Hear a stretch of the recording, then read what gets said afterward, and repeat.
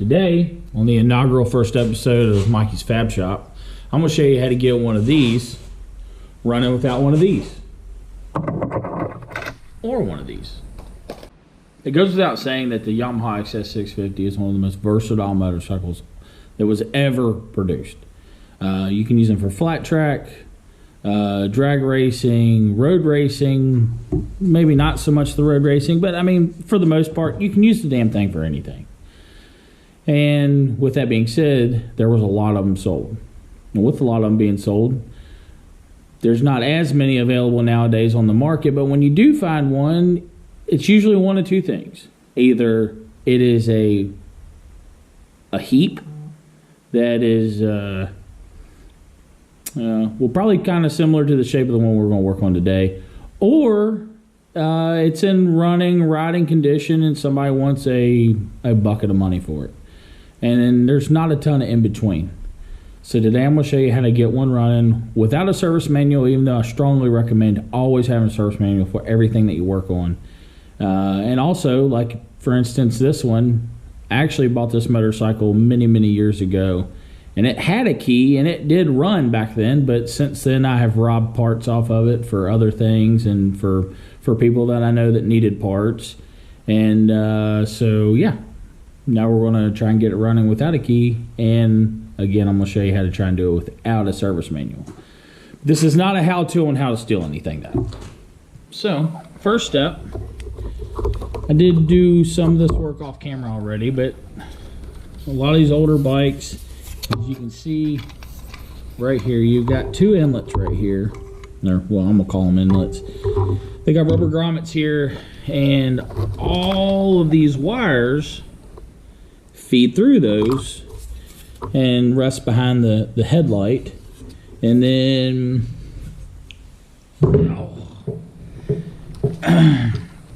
they make all their connections inside the headlight bucket there, and then that's how they did it back in the day to keep everything nice and clean and organized, at least looking up here. Now, as you can see, this is a cluster of wires.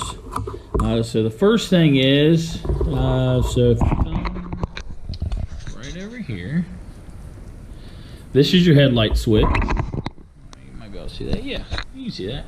Here's your headlight switch. You got your horn button and all that stuff. You're going to have this big cable coming off of it, and you're going to have all these connections.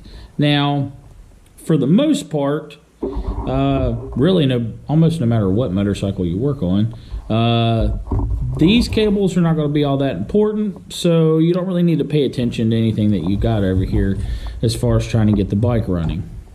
But if we still had the ignition and everything hooked up here, which we don't because I gave it to someone that needed it, we would have some wires going to the ignition switch. Now, I don't have the ignition switch here, but I do know which wires went to it, because if we go to the other handlebars, this is your ignition switch for on and off here. It's very chunky and not very good anymore. But that's predominantly the only thing you have over here, other than your start button. But all those wires go into one single plug, and that is this plug right here. It's a, ooh, there we go. It's a male, or no, sorry, it's a female pigtail, and it's only got 4 wires going to it. If you look down here, here's the male end of your 4-prong, and these would go together. But we're pretending like this is in like the absolute worst dire shape. You've just got wires hanging everywhere. But as long as you've got this to know which wires go where, and you don't have a service manual or any type of reference necessarily, which we're going to go over that here in a minute because we do live in a modern era. I happen to already know that this red and white wire and this red and white wire need to make a connection, which it would be just like when you're making this connection up here on the handlebars. You make a connection there, and that turns the bike, that turns the ignition on for the bike. When you turn this, your your key ignition, that is supplying power to everything. So that is energizing the system. That'll be the next step. This is going to be part of our new physical key for starting the ignition. What I did was I took, if you look here, there's 2 female connectors there with just a jumper wire in the middle. And what you're going to do is you're going to take that, you're going to bring it down here, and I'm going to do red and white, which is that one, to red and white, which is that one. Alright, now, again, we're just pretending like everything's screwed up. You could pretend like, you know, maybe somebody made a mistake and they thought they were going to be the next Jesse James and build a chopper out of these bikes, which is hugely popular, and then they just cut all the wires, so now you don't even have this to go off of. But you at least know that there's supposed to be a red and white, a blue and white, and a brown. So you can come down here and you start looking in the cluster of wires here and start looking to see if you can find anything that even remotely resembles that. And so here you go. Here's your red and white and red and white. Alright, so this next part can be a little bit trickier. So if you don't have a plug to go off of, like we don't with the key switch, your next best bet is to search for whichever model motorcycle you have. Go to Google, search it, and see if you can find an ignition wiring diagram or just a standard wiring diagram, especially on vintage bikes. On newer bikes, it's going to get more complicated because they have a whole lot more electronics. They use stuff like CAN buses and things of that nature, which is way more complicated. And this is just barely within my pay grade for wiring. Anything much more than this, I'm lost. I can probably figure my way through it if I have like an exponential amount of time. But go to your Googles, go to the Google machine, go in there, search whatever style motorcycle you have, and it, you know, for newbies that are new to the motorcycle market, it could be more difficult, but sometimes it helps to know, you know, or to have some sort of common knowledge. Like for instance, most of these Yamahas, you know, if I was having trouble finding a wiring diagram for a 650, I might look for an XS400, or there was 2 years I made an XS500, even the 1100, 750s, and 850s. They all are going to be fairly similar. They didn't necessarily have unique wiring setups for each bike. Not saying that it's always cross-compatible, but just in the event that I'm having issues, that might be a route that I would go. I'm going to have my lovely wife plug the wiring diagram right now. There we go. That I used to figure out which wires that I needed to connect. Which, like I said, I already knew which plug it went to. It's a 3-pronged pigtail, and I seen that I needed to have a wire coming from the blue, also connecting the brown, there we go, and the red. And again, I just took some male spades this time and just made my own quote-unquote key for it. Alright, so there we go. So now we have a complete ignition switch, as it were. So as far as the bike's concerned, when we put a battery in here, the ignition switch on the handlebars is turned on, and the key switch is also turned on. One thing I did forget to touch base on, and I apologize because I'm already taking everything off the handlebars here, but this wire right here, this connector right here, this goes to the clutch safety switch. Some bikes will prevent you from being able to start if you don't have that loop there closed. It won't let you hit the starter button. Now on this bike, it's a kickstart also, and that's what we're going to be using today. But I did want to touch base on that on the Suzuki at some point. And they're notorious. There's normally a switch up here, behind the kickstand. And they are notorious for going bad on Suzukis. Ooh, look at this thing. I just threw that on there. They're notorious for going bad, and then that will cause you to also not be able to start a fucking Suzuki, because it's apparently super common on those. Next step, now we've got the ignition on, is more than likely, if you buy an older motorcycle that's carbureted, you're going to need to clean the carburetors.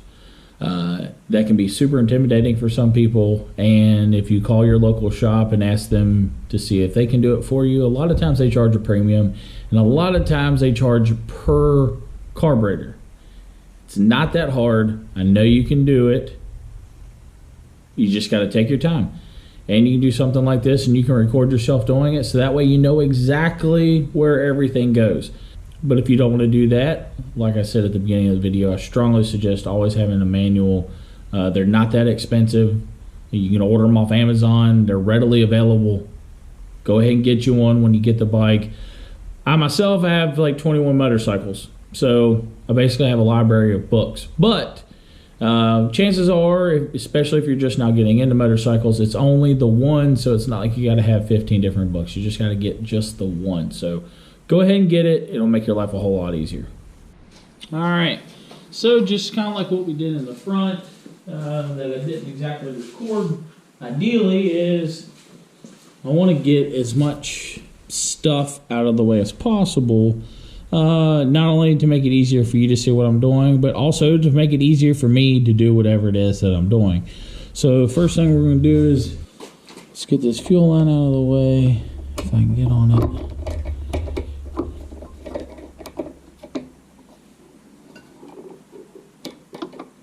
Oh, wait a minute, you know what?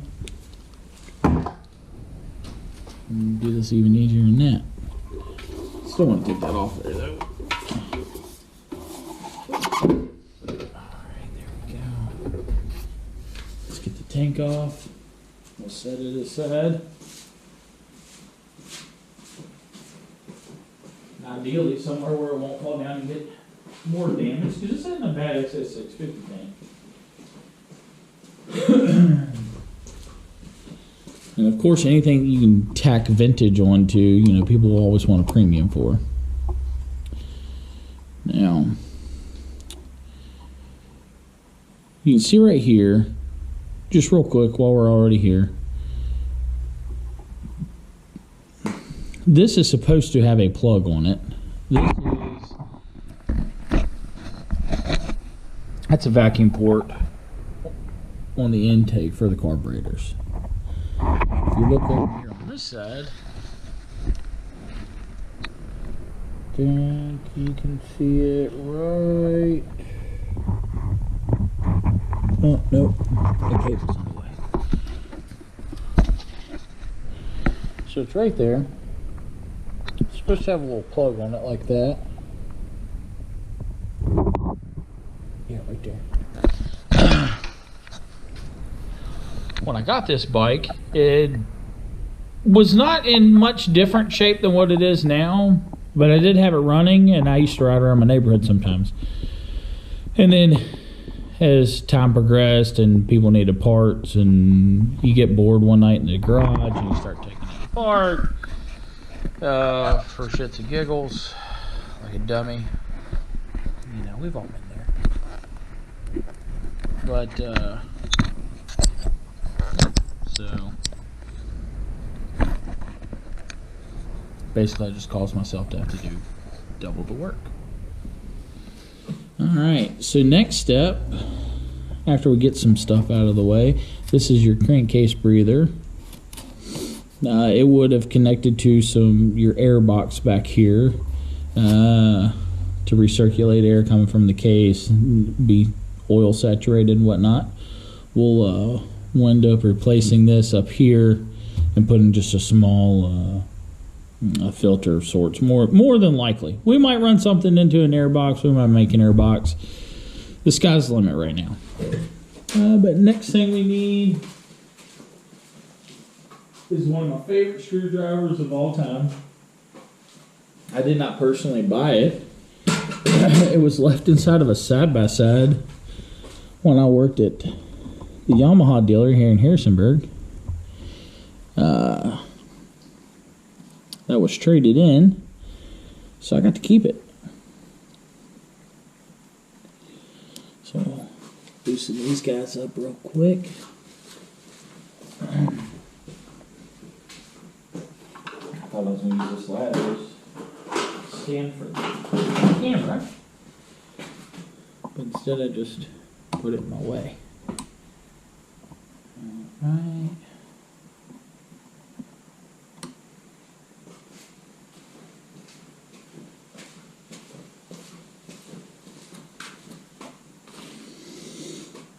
Now, this part can be kind of tedious and kind of a pain.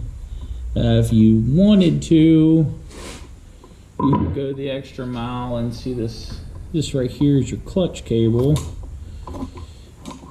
As long as it's already disconnected from it. You push it back out of your way, make life a little bit easier. And if I remember right, these are going to go that way off of the bike. And there we go. Oh, well, there we go. Just fell down. Now, normally, had this not already had parts rubbed off and whatnot, there would be some throttle cables, or a throttle cable on an older bike connected right there, and you would have to contend with that in some way, shape, or form. This one, I think it has just it's got a nut, and then like a barrel bolt type situation or whatever. You break that nut loose, take the tension off the cable, and then you can disconnect it from inside of there, and then we can start fishing these out. And if I'm not mistaken, we got a little twisteroo, rotate it around. This is where the air boxes would have been. They would have had to come out in order to get to this, but like I said, unfortunately, I have stole parts previously, and you probably saw that there was a little bit of gas ran out of it. It is what it is. Alright, so first things first. Typically when I rebuild a carburetor, I always start on the top. Probably because it's the quickest and easiest thing to have completely apart. Breaking all these loose.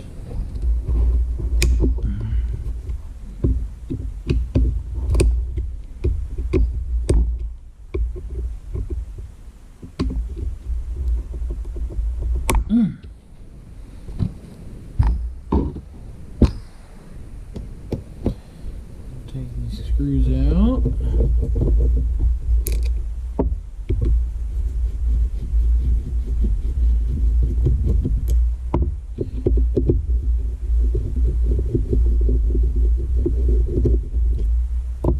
Now this one, I'm going to rest my hand right here.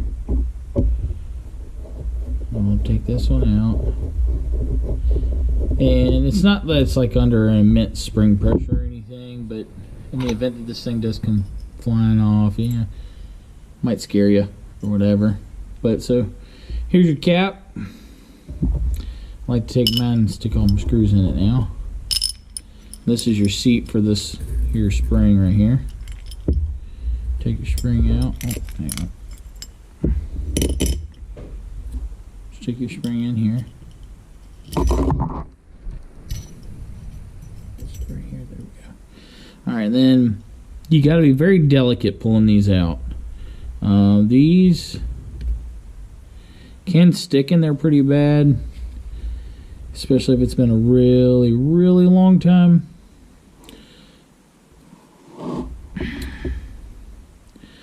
I like to take this guy, and this is called your diaphragm. What happens is air. Can you see that? So air comes in through that hole there from your intake through this hole right here. As that air comes in, it pushes up and fills in this space here, which then inflates your diaphragm here basically, and it pulls. Let me stick this back down inside of here.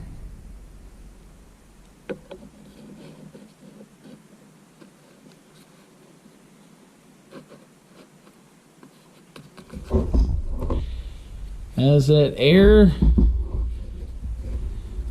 fills this cavity, it will raise your needle here.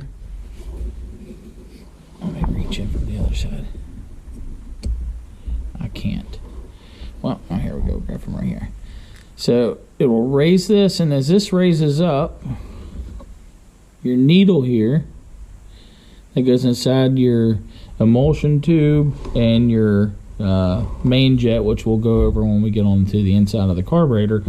As this raises up, it allows your main jet to pour more and more fuel into the intake plenum, which then goes obviously into the combustion chamber, and then helps your motor make more power and go faster. What I'm going to do is, just to keep things simple, we're just going to do one side for now. So I'm going to take this guy out.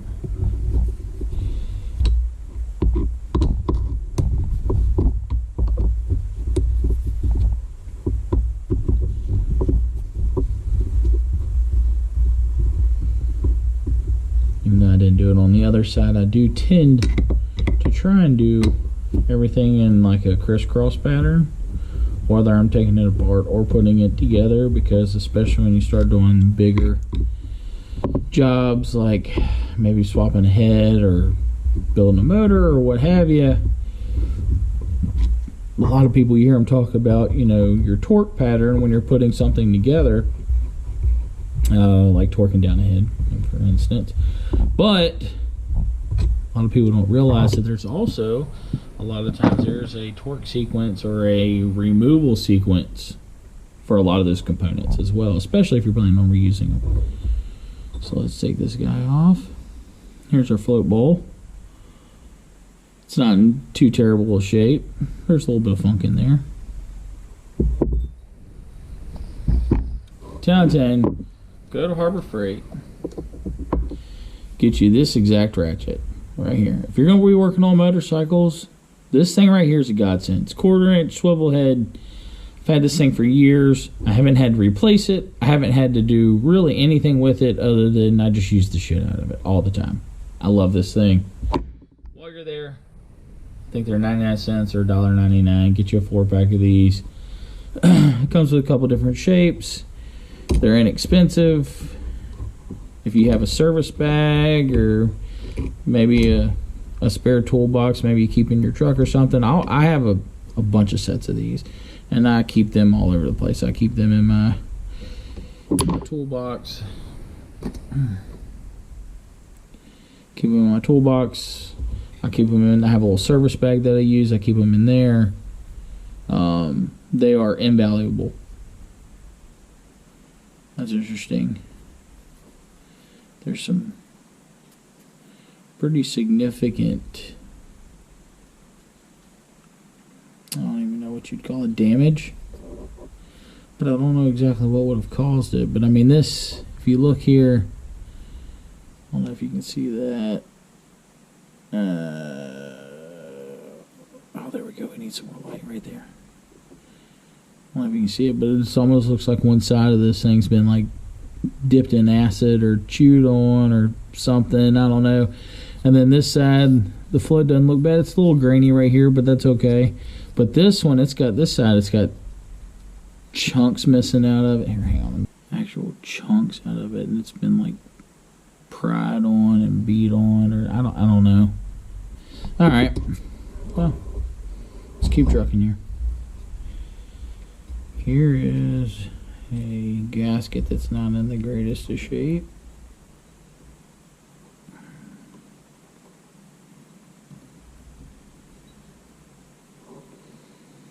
Get that out of here.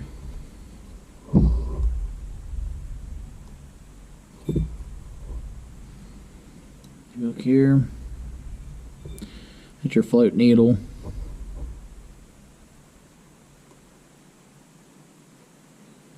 It's one of the rubber tip ones. Looks like it's in pretty good shape. Put that up here. And then next thing is, I don't know if this is, yeah, this will be fine. Yep. This one, the float, or the float needle, the seat for it. It has a retainer clip that holds it in place. Some of them, they just slide in there. I mean, there's a handful of different designs. This one uses a clip to hold it in place. There's the clip.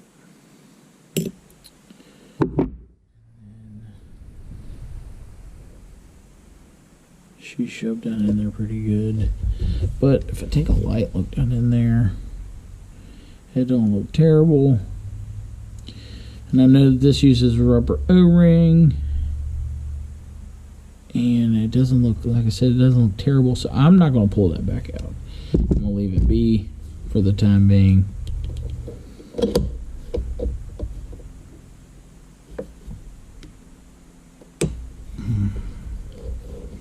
Alright, so this is your main jet. I'm working on getting that here right now. And basically, if you've never seen it, if you've never rebuilt a carburetor, or if you've never seen a video on how to rebuild a carburetor, basically at the end of the day, what you want to be able to do is hold this up into the light, do like this, and you want to be able to see light coming through the middle of it. This one, I have tons of light coming through because it's the main jet and it's a fairly significant sized one. I'm looking to see if I can see. And see again, this. Yeah, see, this is all eat up like it's got, like it had something funky in here. I don't know what. I don't think gas would eat it up like that. I mean, especially since it's brass, it's made to be sitting in gas. Within reason, because it's in a carburetor. The fancy old snap-ons that I don't typically use. This is going to be your idle jet here, or low-speed jet. And please forgive me if anybody out here actually went to MMI and actually really knows what they're talking about. I am, for the most part, self-taught through good old trial and error.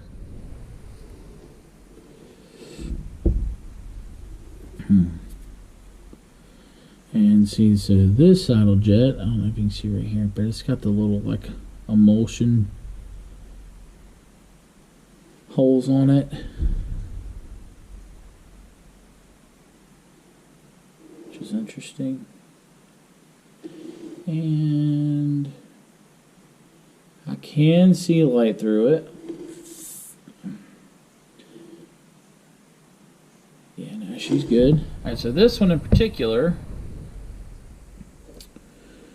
you push from the bottom of the carburetor here, you push it down, and then it comes up through the third of the carburetor and then out the top like this, more or less.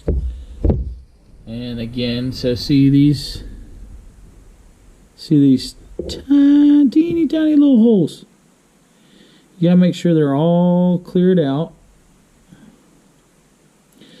because this allows air to mix with the fuel and kind of atomize it, as it were, a little bit before it gets into the third of the carburetor to then go into the pelham, because the whole time it's experiencing turbulence, which does cause it to hang on a second. Look like they're weird. The carburetors look like they were kind of, I guess it's just because of the way it's sitting here, but it looks like they were kind of shifted like this, so they would be kind of off camber when they were in the boots. But this emulsion tube looks good.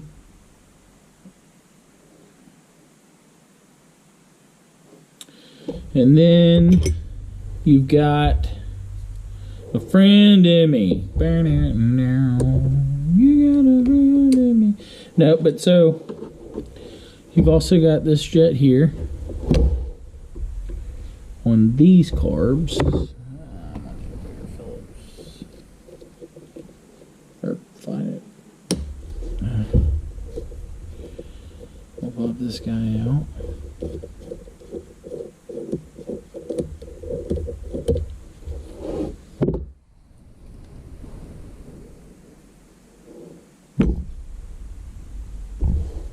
And basically, this is the whole process of rebuilding a carburetor. Is you just, for lack of a better way of putting it, take everything out of it and make sure everything's clean. And if it's got a hole in it, make sure you can get all the way through the hole.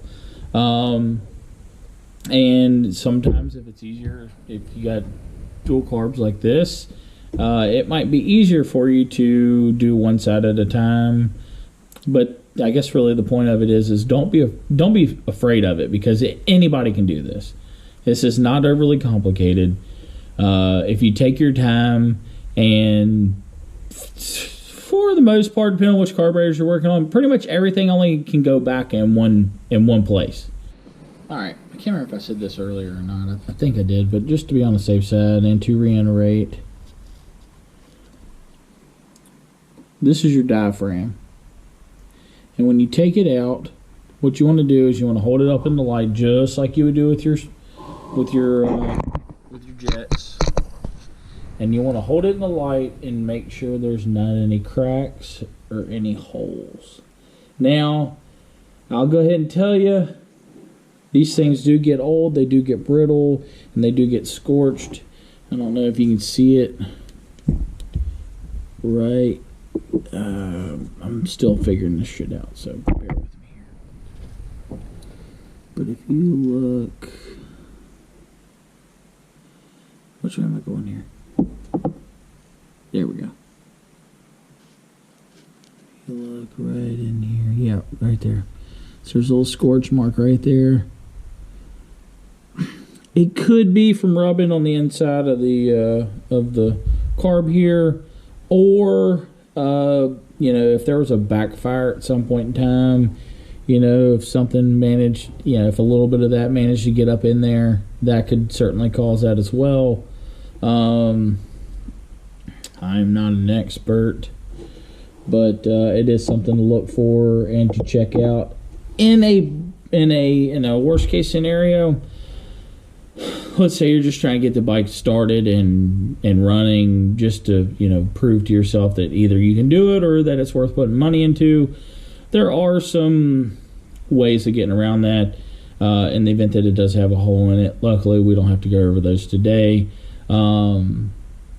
I've seen people put, you know, when Gorilla Tape became a thing, that really changed the quote-unquote duct tape game, and that stuff is crazy, because you can definitely take it and you can punch out a little piece of it and patch a hole, and basically once you put it on that diaphragm, it's never coming back off. You got to clean everything up real good firsthand, but then once you stick it on there, it won't come off. And again, all you're trying to do is plug those little holes. It's not, in that scenario, that is not going to be a permanent fix. Again, that's just going to be to try and get the bike running. But maybe one of these days we'll do a test and see, maybe do something, try a couple different remedies and see which one lasts the longest. That would be kind of interesting, because I kind of like to know that for my own, just a little library of information that I have going on inside of here.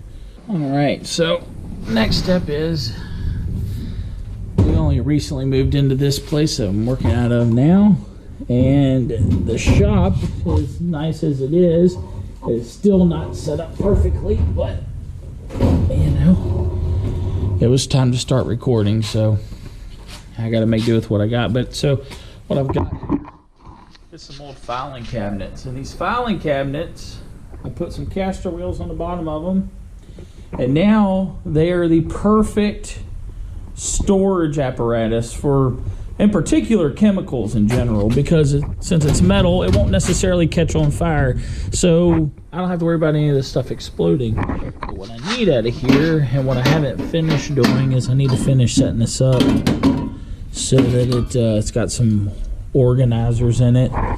You do not have to use cleaner carb or carb cleaner or anything like that. You can use just a little brake clean or something like that.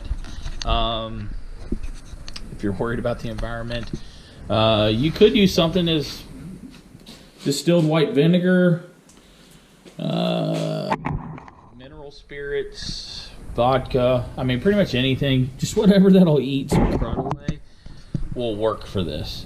But basically all you're going to do is you're going to take whatever your spray of choice is, and you're going to go in here and you're just going to spray out all these holes. And one thing to remember in a carburetor is that if there's a hole, the hole goes to another hole, in a nutshell.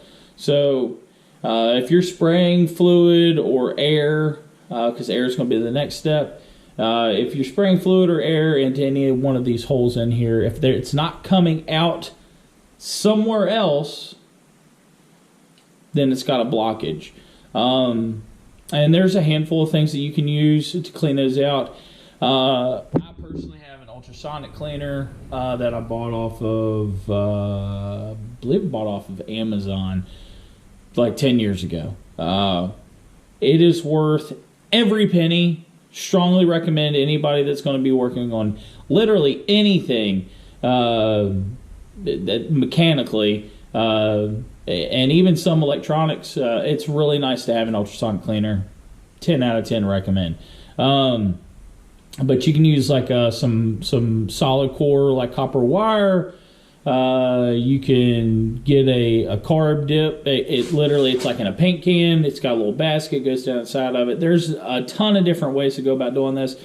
One of the things that I learned many a year ago that was a big game changer until I got the ultrasonic cleaner is go to Walmart, buy yourself one of those stainless steel stew pots, big enough to fit, you know, whatever it is that you're going to be dipping in it. It does help to have a burner that's outside of some sort, but even if you just got like if you really want to get super rudimentary, get you that pot. If you've got a fire pit or somewhere you can build a fire and you can sit that thing on it so you can boil the water, fill that thing full of mostly distilled white vinegar, and you can cut it with some water, but you put this carburetor down in there and you get it boiling and let it boil for a little bit. Take this thing out and it's basically going to be like brand new. And the really cool thing is, if there's any rubber components, as long as it doesn't get too hot to the point to where it's going to start melting things, you don't have to worry about it hurting any of the rubber components. 10 out of 10 recommend that. I still do that sometimes over the ultrasonic cleaner, just because I feel like if something's like in really, really bad shape, that almost, it's a kind of a more aggressive approach, kind of in a way. But yeah, so you're going to take this, and again, you're going to spray out all your holes here. Make sure that all the fluids come out somewhere, and make sure everything's clean. Now, off camera, I've already kind of cleaned this thing, so I already know it's good, but I am going to spray out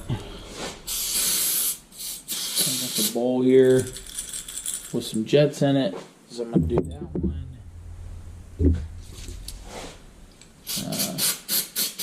On the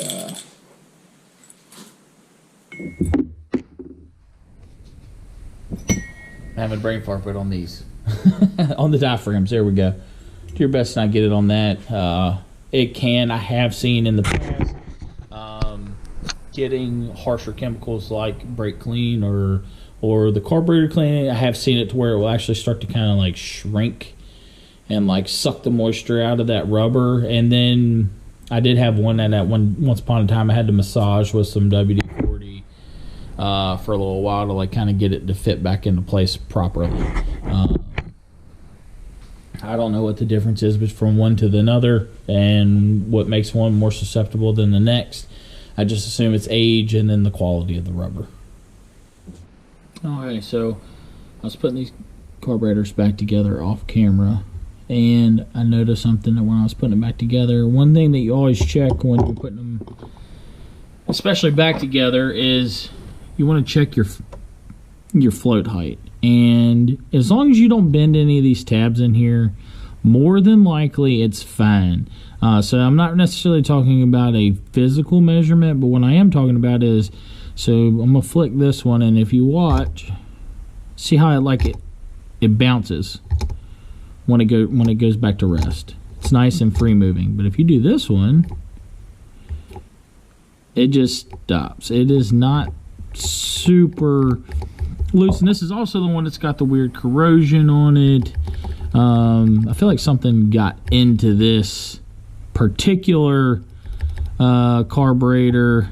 I don't know what would have caused that though, but that is something that you want to check. I'm going to go ahead and put these back together because this isn't, I don't have a rebuild kit for them or anything, so I'm really reusing the gaskets. So you know, these are probably going to leak a shit ton of gas, if I'm being totally honest with you. But this is more so just a proof of concept. Make sure the bike's running before we go any further into this potential build series. But yes, this is something that I noticed, and I was like, well, I should probably go ahead and record that so that people know that, yeah, that is not what you want. That isn't. This is what you want. You want that nice, free moving, it bounces around real nice like, and this one, yeah, I don't know what the deal is here. Also, I noticed that when I took this carburetor apart, or actually more so when I was putting it back together, there are supposed to be some rubber plugs that go right here and right here. Now, as you can see, there is a rubber plug in there now. It is not the correct rubber plug because I cut it out of this old battery strap right here and made some little impromptu plugs. Not all carburetors use that kind of setup there. These do. So I just made some quick impromptu plugs to plug these holes off. For the idle jet, it's got a secondary hole that's you know, a little bit further down here on the tube here that feeds into the same channel that the main jet feeds into. So just also that quick little caveat. I'm gonna finish putting these back together. We're gonna put them on the bike, and then we'll see if we can't get it running. All right, so put the carburetors back together off camera. And before we start fishing these in here, I do want to show you this quick little thing here. So I jury-rigged this throttle cable on here. And yes, that's electrical tape holding it on there. And yes, it's not sitting inside this cup properly. But again, this is just trying to get the bike started.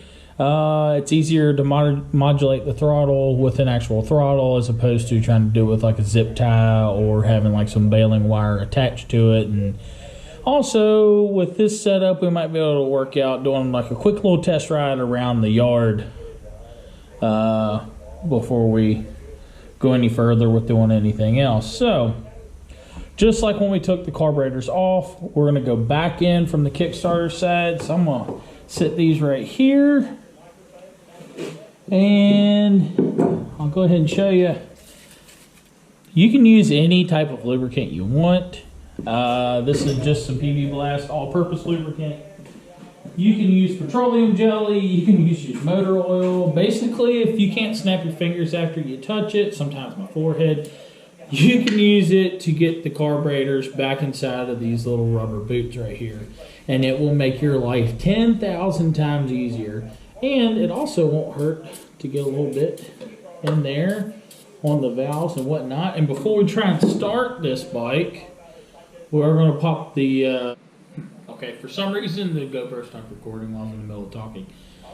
Maybe it's tired of hearing me ramble. I don't know. But what I was going to say is, before we actually try and start the bike, we are going to pull these spark plugs out and spray some PB Blast or some sort of lubricant inside the cylinder so that we're not turning it over dry, because like I said, it has been sitting not running for many years, and I don't want to do a ton of internal work if we don't have to on this bike. So, first things first, we're just going to hook these in here sort of kind of like this. There we go. Kind of fish that choke lever through there. Come on now. Work with me, baby. Maybe bring it up here. Something like this. One of those things that, unless you've done it 1,000 times, it's kind of just like a trial by error type thing. Come on, baby. Come on through there. You get that guy right there. And what am I doing wrong here?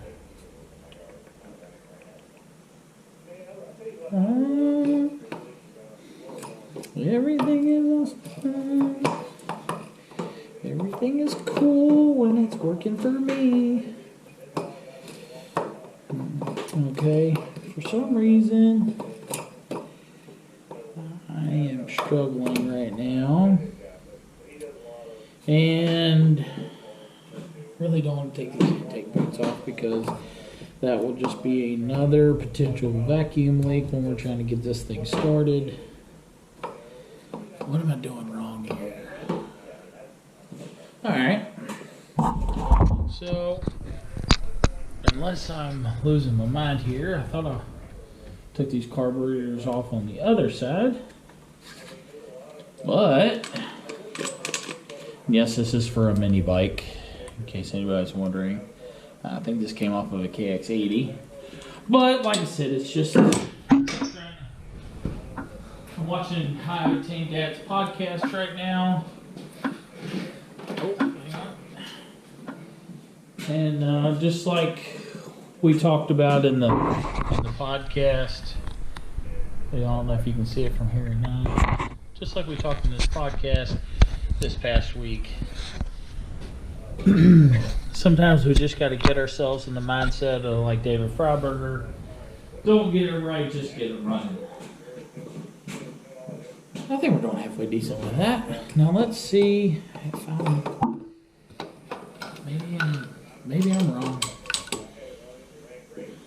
I'll tell you what, that's another thing that over the years of working on stuff, you kind of got to get used to. I feel like at times it's okay to be wrong.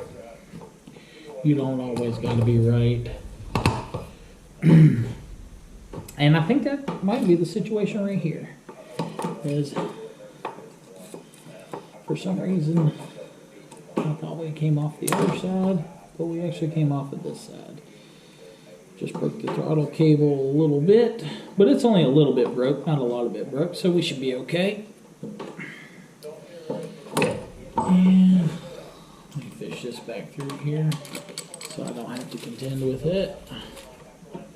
And we'll hook this up yonder here. Oh, we're talking about literally the thing that I was just mentioning about a High Octane Dad's podcast, and it's playing in the background right now, and that is literally the part that it's on right now, is the don't get it right, just get it running.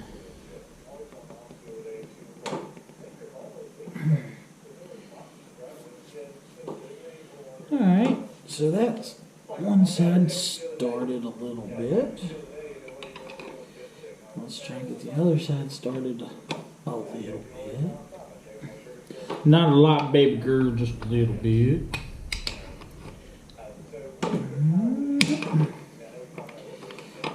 And this is a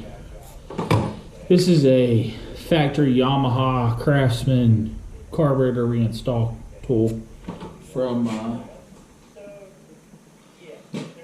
overnight from Japan. As you can probably see, I'm also wearing a different outfit than what I was this morning, because I had to go to a birthday party earlier. We had a damn good time. And then I went to Chili's and had dinner. I got to try the Nashville hot fried mozzarella cheese slabs is what I like to call them, because it's a slab of freaking cheese. And let me just go ahead and be the first one to tell you that it is not as good as the TikTokers make it look. Let me just, it's not. Maybe it was just our,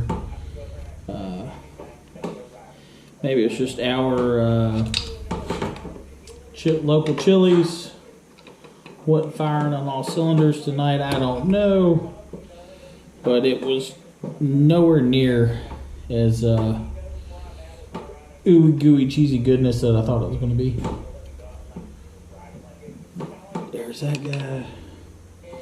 And now I've got some indigestion, and every time I burp I taste Nashville hot cheese. And that is about as enjoyable as it sounds. Come on, baby. Be nice to me. Sometimes you gotta sweet talk it. Sometimes you gotta spit on it before you slide it into it. But I don't think that's the situation. It also don't help that it's like, I don't know, 40 or so, 40, 50 degrees outside, I think, right now. I'm not 100%. But, when rubber is cold, it's obviously harder, and it's a little less forgiving. But they will go back in. They came out. This isn't the first one I've ever done. It sure as hell won't be the last one. Just putting both in at the same time is kind of a pain in the neck.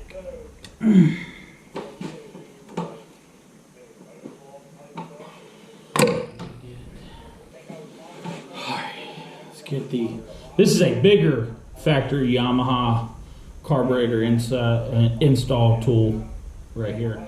This is for the more bigger carburetors.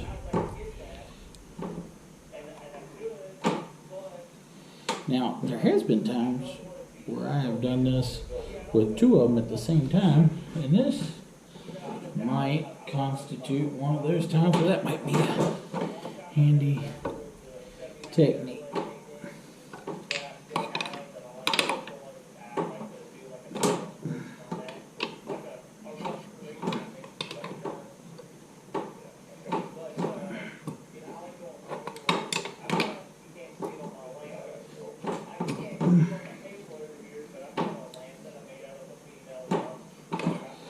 Come on, baby.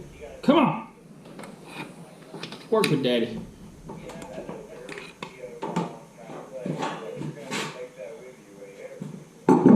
Alright, so got one there. I did not have this one on the other side all the way on that. Let me bring my stool over here.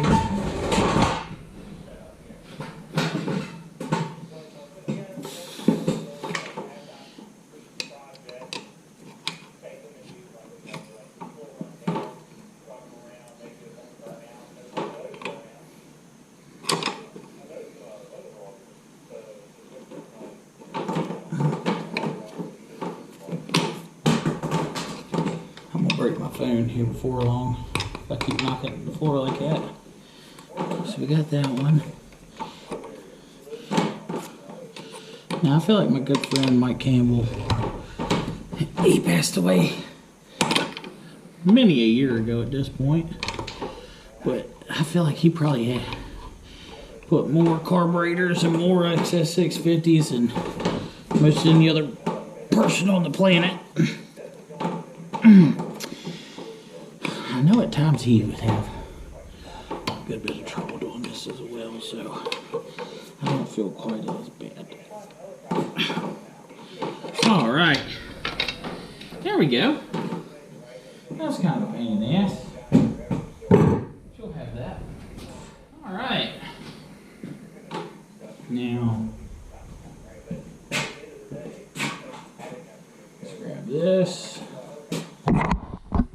Put you in manual camera mode here for a second. And we're going to come in here, remove the Kickstarter out of the way. see my phone, so I have no idea if you can see what I'm doing here. There we go. So, you see that screw right there? We're going to tighten that down, and if we don't shove down on it too hard, it won't rotate while I'm trying to do this with one hand. And then as it gets a little more tension, I can push on the screwdriver a little bit harder.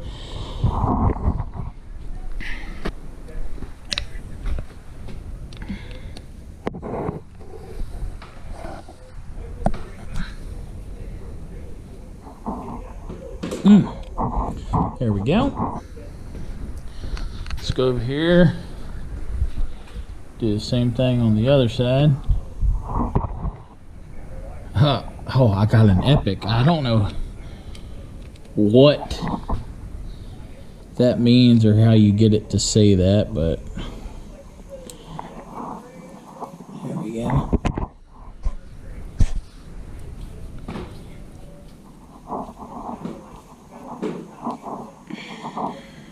There we go. Getting there. Okay. There we go. She's good and tight. Now, as you can see from right there we go. You can kind of see or no, come from right there. These components here are less than desirable. We do got another spark plug in there. We'll go over here, do the same thing. Also, I will make a recommendation. 10 out of 10. This kind of, I had this halfway worked out kind of decent here. Let's see if I can pull this back up. So basically, I threw that electrical tape on there, so it kind of sort of holds it up here to this throttle set. This throttle cable does not go to this particular throttle housing, and neither of these really go with an XS650, but I don't care. Again, just want to be able to try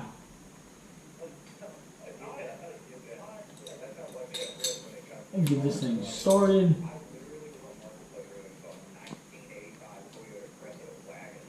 Alright, there we go. Possibly be able to ride this thing around the yard tomorrow. Not going to be able to do it tonight at this point.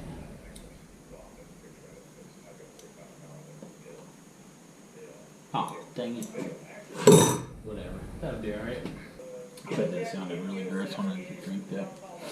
Because my microphone's right next to my throat. But alright.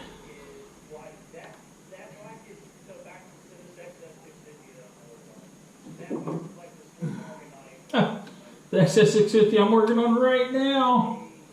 We're talking about it on High Octane Dad's podcast from this past week. Be there, be square. They release a new episode every Saturday.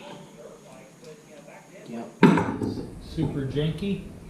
Perfect. Alright. Turn the camera off. Got the test model hooked up. Got the bench here cleaned off. We'll put the jack here up underneath here just for a little extra support.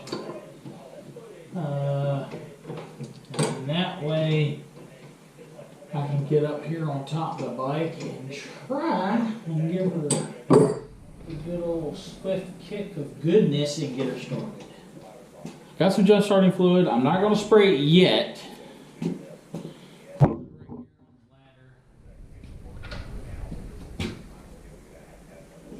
I'm going to try and do anything extra quite yet. I'm just going to pull the choke out and give this a couple.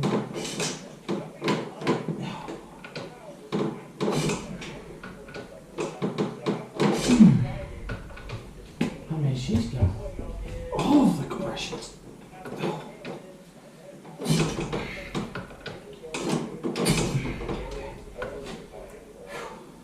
I feel like, because if you look right here, there's some RTV. When I got this thing years ago, it like sort of kind of ran not right around my neighborhood. But to get it running a little bit better, I did at some point in time, I believe I got into the carburetors.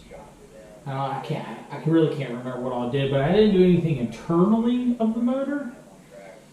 But there was this RTV, probably like ultra gray or something, on this particular inspection cover for the valves. It could be just that they did not have, maybe whoever worked on this previously didn't have the correct gasket, so they RTV'd it. But I happen to know for a fact that my best friend that passed away, Mike Campbell, did work on this bike. I actually remember being at his house when he was working on it at one point in time, and that's not his MO right there. Maybe in a pinch, but I find it very hard to believe that he did that. So I don't know, but the amount of air that's coming out of this case breather right here has got me a little concerned. But we will cross that bridge when we get there. I'm going to bring this step stool over here on this side. This is not a fancy stand. I made this out of wood. Out of some spare wood that was already here at this house when I bought this house. Oh, shit.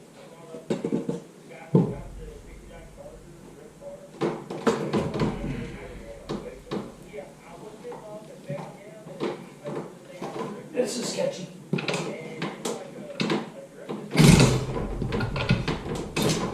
Ooh.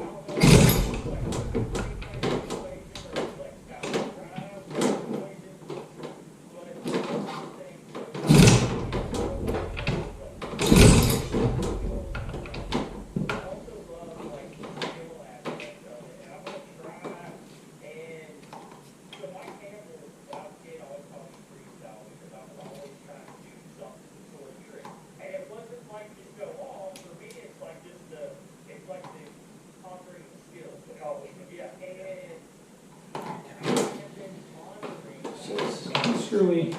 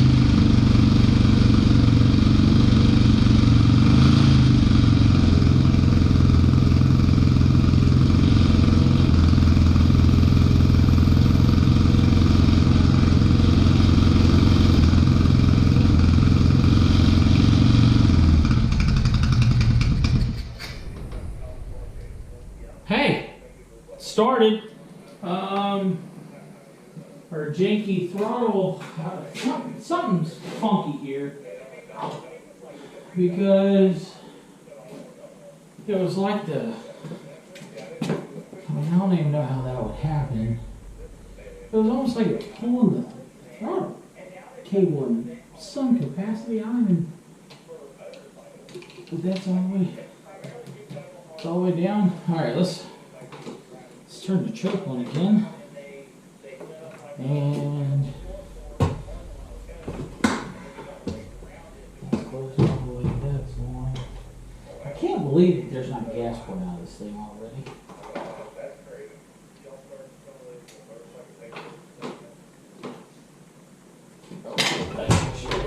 Here, let's see here. I think there was only like 2 actual legit kits with the battery on it.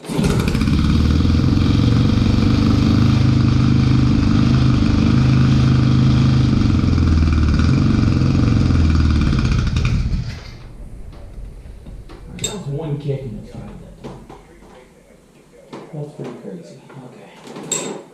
All right. Now.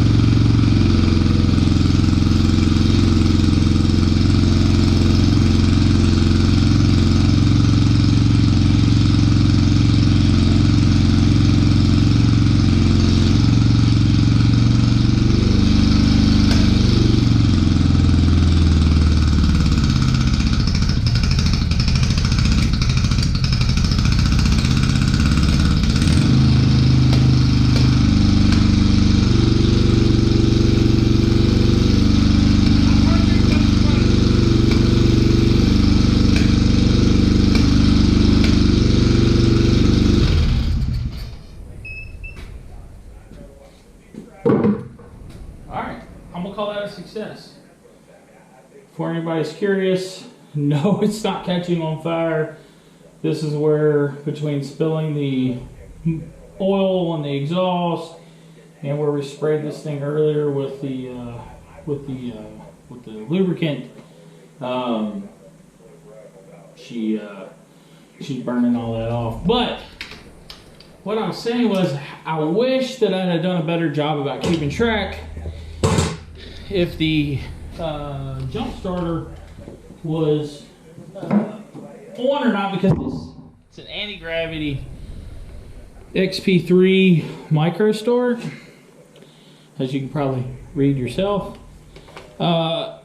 This thing works really great, but I don't remember it doing this when it was new, but I do know that for sure now, like when you plug this thing in, before you would hit that power button right there, this would come on, and when it would come on, you just had to hit that. Well, it worked perfect that time. But now here lately, I've turned this on. I've got to hold this until it clicks over, and that's your booster. And then these things work, and it doesn't seem to put out anything unless I have the booster on. But if you don't immediately start trying to use it, yeah, see, it shuts right back off. So I'm not 100% on that. I don't know how many tries, how many actual kicks it was. If I had a spare battery that I could have thrown in there, it'd have been better. But I think realistically, I think it was 2 kicks. I could be wrong. I probably am. Who knows?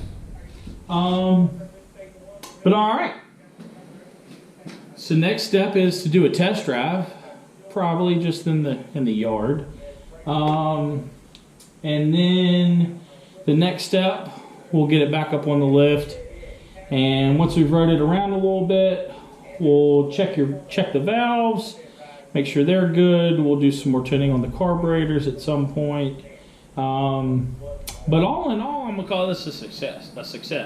If this is your first time here and you just happened to happen upon this video, I think the goal here is that we're going to get this bike low buck, budget, maybe a little half-assed, redneck ingenuity as it were.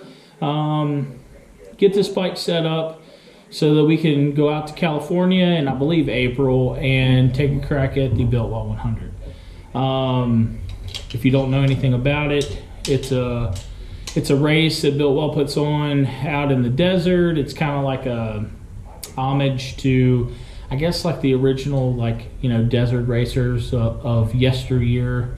In particular, to my knowledge, the desert sled movement of like the 50s and 60s, primarily with Triumphs and BSAs and things of that nature. These weren't even a thing yet. But all comers are welcome of all skill levels. And really, with any type of machine, I even think they've got 4-wheel classes, like for maybe some bugs and things of that nature. But it'd be really fun to take this thing out there, see what she can do. Low buck. I'm a Yamaha guy, so I'm sure she will finish the race. Don't know what'll be left of it at the end of it, but I'm sure she'll finish. With that being said, like, comment, subscribe. Let me know if you're working on anything, or if you've got any particular questions, especially about XS650s or really anything. If it's something I don't know about, I'll do research, or if I can't find an answer, I'll tell you, or you know, it might be something that I can just help you with right off the top like that.